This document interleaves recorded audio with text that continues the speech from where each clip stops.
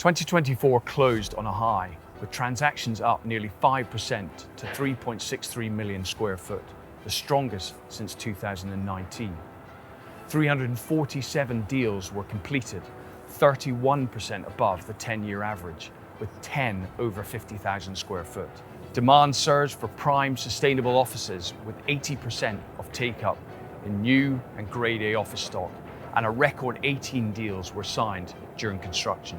South East volumes hit 1.67 billion, with almost 40% of this transacting in Q4 alone, the highest in 2 years.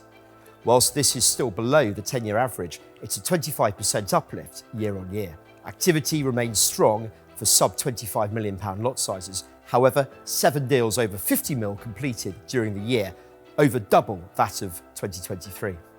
Private property companies and private investors led buying, and it's great to see growing interest from French investors. We expect momentum to build through 2025. Asset repositioning is at the forefront of driving performance. Very few will be immune to the changing dynamics in the office sector. Proactively getting ahead and putting strategies in place will be essential when it comes to generating optionality and liquidity. Occupier confidence is slowly improving, with lease events driving movement. Downsizing is inevitable, but there's a growing appetite to upgrade to modern, best-in-class, sustainable buildings with amenities at their doorstep. We saw record rents in 2024 across multiple locations in the South East, and we forecast more records be broken in 2025.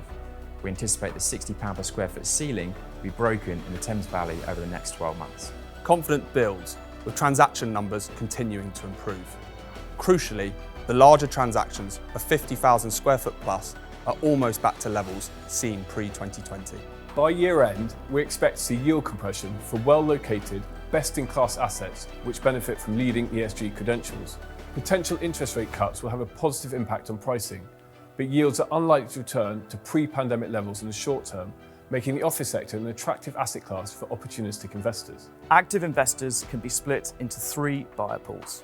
At the prime end, French SCPIs and some local council pension funds are focusing on core product. There is an increasing amount of opportunistic capital bidding on secondary stock, and PD buyers continue to bid aggressively on obsolete stock ready for a change of use. On the sales side, the UK institutions have led vendor activity, accounting for around half of all disposals.